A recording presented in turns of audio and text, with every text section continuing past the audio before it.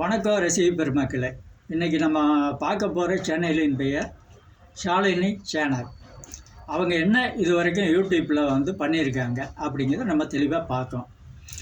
இது வரைக்கும் அவங்க பண்ணதில் பெரிய விஷயம் என்ன அப்படின்னா, ஜப்பான் மீனை காட்டினது தான். நம்மளுக்கு ஜப்பான் மீன் தெரியாது, அதனால் ஜப்பான் மீனை காட்டிடுவாங்க. திடீர்னு அவங்க மாப்பிள்ளை மரத்து மேலே ஏறுவார்.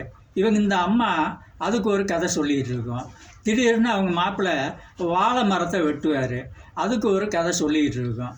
ஒரு சாங்கை அழகாகவும் அற்புதமாகவும் எடுக்காத ஒரே விஷயம் யூடியூப்பில் இவங்க மட்டும்தான், யூடியூப்புக்காரங்க மட்டும்தான். ஒரு சாங்கு இந்த அம்மா ஆடிக்கிட்டு இருப்பாங்க, திடீர்னு அவங்க மாப்பிள்ளை பின்னாடி வந்துட்டு இருப்பார். அப்படி பின்னாடி வந்தால் அந்த சாங்குக்கு அழகு சேர்க்குமா? அது பார்க்குறவங்களுக்கு முகத்தை சுளிப்பு ஏற்படுத்தும். அது சாங்கு அழகு சேர்க்காது, அது அசிங்கமாக இருக்கும். இப்படி தான் உங்கள் சேனலில் போயிட்டுருக்கீங்க. உங்கள் கதைகளை தான் சொல்லிட்டு வந்துட்டுருக்கீங்க. இது வரைக்கும் அதான் நடந்துட்டுருக்குங்க. லவ் கதை, அந்த கதை, வீட்டு கதை. திடீர்னு சாப்பிட்றீங்க, திடீர்னு செருப்பு கடைக்கு போகிறீங்க. இதுதான் உங்கள் சேனலில் போய்கிட்டு இருக்குது. இப்படி தான் நடந்துக்கிட்டு இருக்குது. சேனலில் வரமுறை தெரியாமல், நடனம் தெரியாமல் ஆடிக்கிட்டு இருக்குது யூடியூப்பில் மட்டும்தான், வேறு எங்கேயும் கிடையாது. இதுதான் உங்கள் சேனலில் போயிட்டுருக்கு. சில இடங்களில் உங்கள் மாப்பிள்ளை கூட ரொம்ப அற்புதமாக ஆடி இருக்கீங்க, அது நல்லா இருக்குது. அந்த லவ் சீன்ஸ் ஏற்ற பாடல்கள் இருக்குது பார்த்தீங்களா, அது நல்லா இருக்குது. அங்கங்கே இவங்க இந்த விஷயத்தை அப்படியே பண்ணிட்டு போயிட்டுருக்காங்க.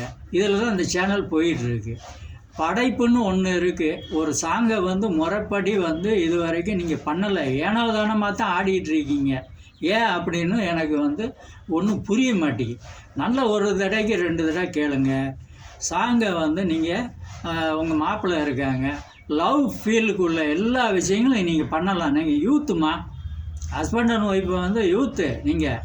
நீங்கள் இந்த யூடியூப்பில் சாங்கை கரெக்ட் பண்ணி நீங்கள் அதுக்கேற்ற மாதிரி நீங்கள் ஆடினீங்கன்னா மிகப்பெரிய ரேஞ்சில் அந்த சாங்கு வர்றதுக்கு வாய்ப்பு இருக்குது.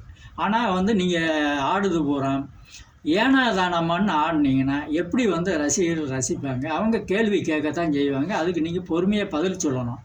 அப்படி இல்லைன்னா அவங்க கேள்விக்கு நான் ஐடி கார்டை நான் உன் சேனலே முடக்கிடுவேன் அப்படின்னு சில வார்த்தைகள்லாம் சொல்கிறீங்க.